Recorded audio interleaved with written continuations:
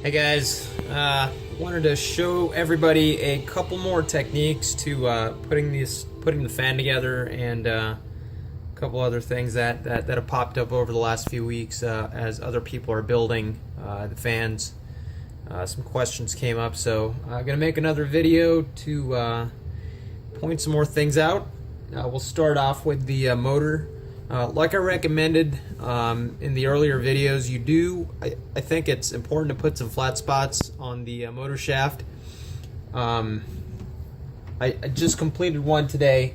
I'm actually building this fan for someone else, and what you're looking at is a Leo Motion 700 kV motor. I've never seen one of these before. It's pretty interesting. As you can see, it's actually got a built-in fan in here, and like I said, this is a 700 kV motor. Still a 50 millimeter motor can, so it'll work just fine with the conversion kit, and kind of excited to see how it's going to work with the Dynamax as far as performance goes. But getting back to what I wanted to make this video for, so starting off with the flat spots on the shaft. As you can see, I've actually already gone ahead and done the three flat spots on this one. So the reason why it's important to do that, if anytime you're going to be using a hub with set screws, or any set screw for that matter, in my opinion, when you tighten down the set screw, you will end up raising some of the material off of that motor shaft. And because this is such a nice clean fit on these rotor hubs, that material lifting up could make it difficult for you to remove the hub if you need to. If you do run into that, there's still a solution to that. All you do is, even when the fan is all assembled, you just take a hairdryer or a heat gun and just aim it at the at this surface in the assembled fan. When you pull the spinner off, all of this will be exposed, and you just let this warm up. And as it warms up, obviously this is aluminum, it's going to warm up a lot, or it's going to expand a little bit more than a steel shaft. And what'll happen is, after about 2 to 3 minutes of warming it up with a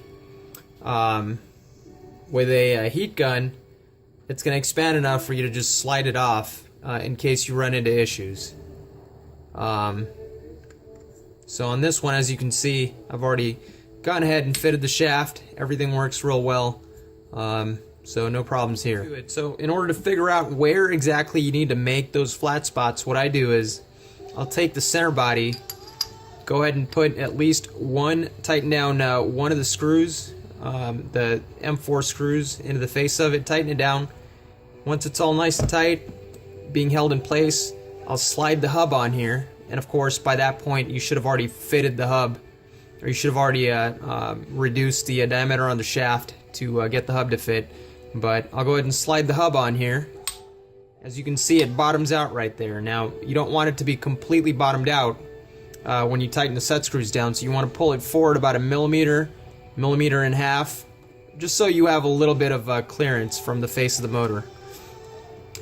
When you have that, and forgot to mention, you want to go ahead and have your set screws already ready to go in there, so all three of them, before you start this step. So once you offset it by about maybe a millimeter or so, go ahead and expose or turn the motor to a point where you can see the access point here for your Allen wrench. And all I do is I take my Allen wrench at this point, drop it in there, tighten that set screw down. As I tighten it down, initially I'm not going to do it too much. I just want to lightly mark the shaft so I know where it needs to be ground down. And I'll do that to all three set screws. Once that's done, go ahead and loosen up the set screws, pull your hub off, and you should have some decent marks on the shaft at that point to be able to do this. Now, if you can't get the marks to appear for some reason, I can give some rough numbers here. Get my measuring device. So if I look at this, zero this out,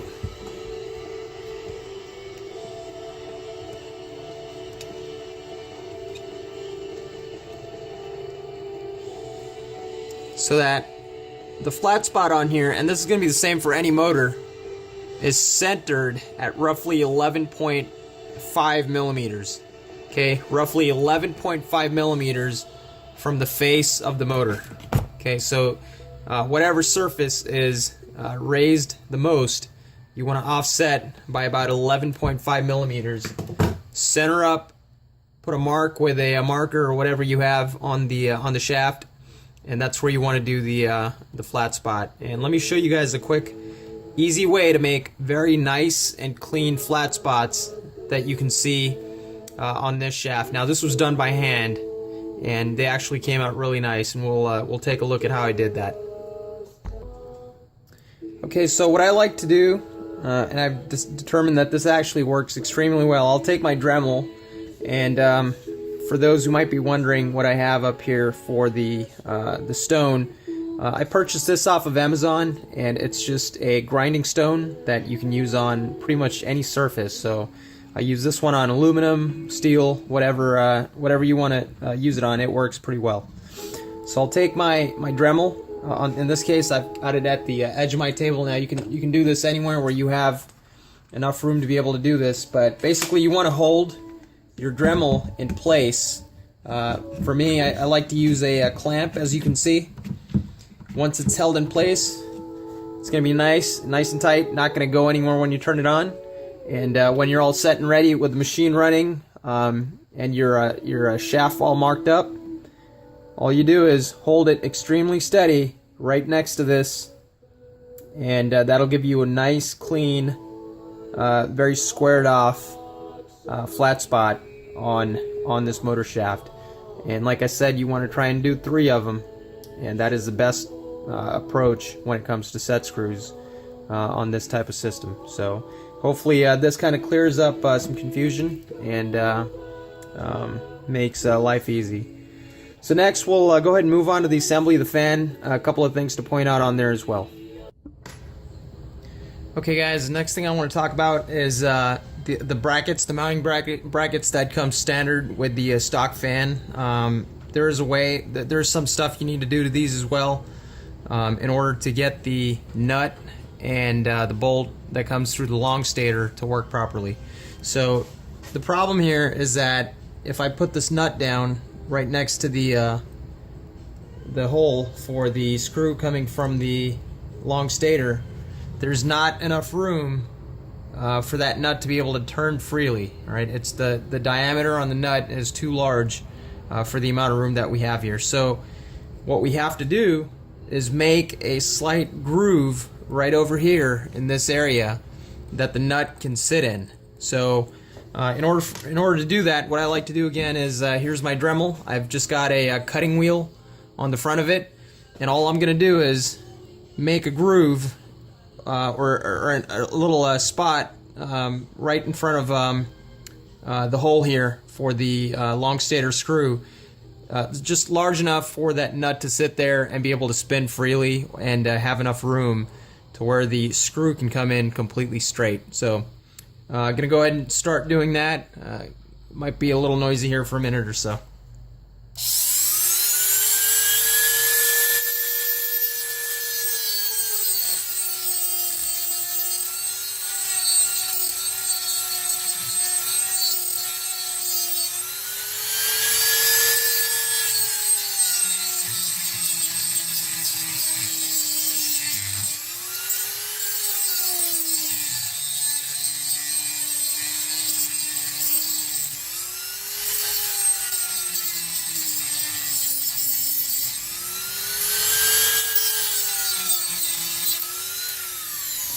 Okay, so let's see if that's gonna work.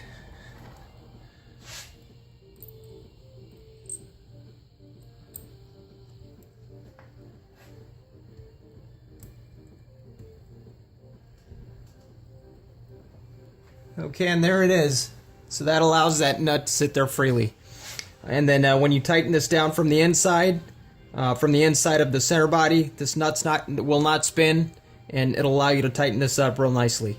So that's that. And once this length is set, after you tighten everything down, you can cut any excess off of that screw if you want. You don't need to, but you can definitely do it if you want to. So I'm going to do the same to the other side, and we'll move on to the next item. Okay, the next item I want to discuss is the actual assembly of all your stator blades. Now, Mark from RC Groups he's purchased one of these. He was putting it together, and he had some issues trying to get all the blades to slide in there. The last one gave him some trouble, so we're going to talk about how we can avoid that.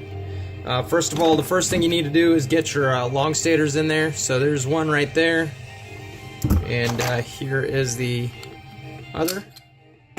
Of course, I'm going to go ahead and drop these screws in there so everything holds together and doesn't move around.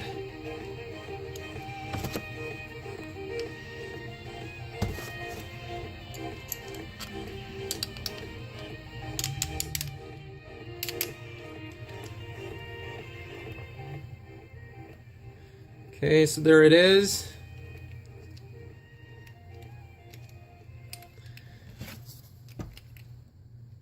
Now, depending on what you want to use as the top side of the fan, just make sure you line everything up properly, because you do have this cutout up here on most of these Dynamax fans.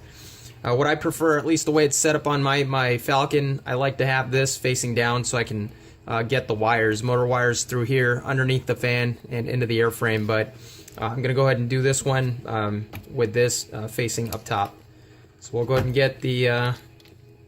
and don't push these through completely at first, because you will not be able to get these through the shroud.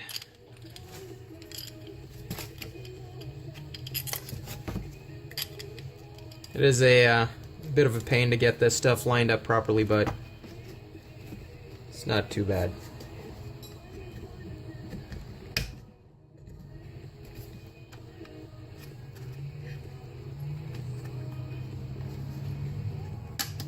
Okay, so there's one, pop through, and there's the other. Alright, so now that that's in there, that's being held steady, we can go ahead and move on to the next item.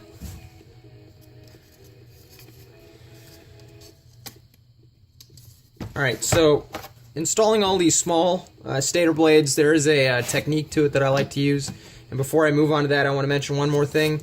Just keep in mind you have this cutout to get your set screw in from the top of the fan. Remember, in order to be able to use this, you need to drill a hole 35 millimeters from the leading edge of the shroud to the back, ensuring that it lines up with this. So 35 millimeters back, and accordingly, you're gonna have to cut out the foot probably about that much off of one of these small stator blades. It doesn't really affect the performance or anything, so don't worry about that. But that's what you have to do.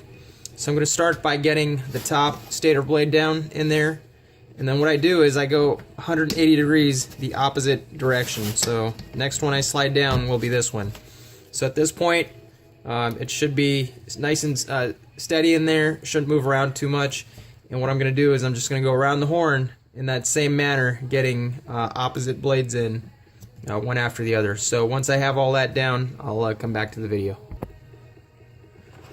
Okay, something to mention, as you start putting more and more blades in there, it's going to get, the shroud starts becoming pretty rigid, so it's going to get difficult to put more blades in, or the next blade in that pattern. So what you should be doing is, using two fingers, you should be pulling this down and pulling the shroud up.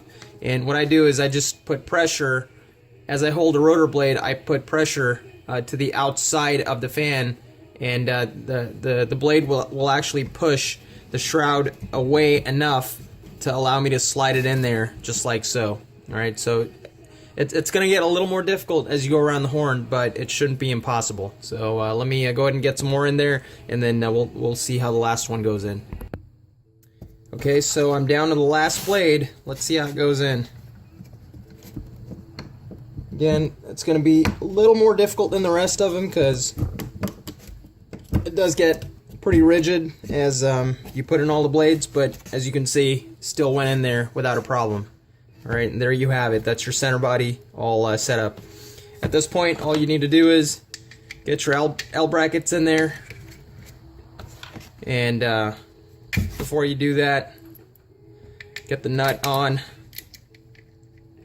And because I can't, the way I did it, I'm not going to be able to turn this nut. So what I do is I just push the screw out enough to where I can keep the nut in place. And then I'll start screwing these in from the inside. Now you're going to have to find a wrench that's gonna work with that. What I prefer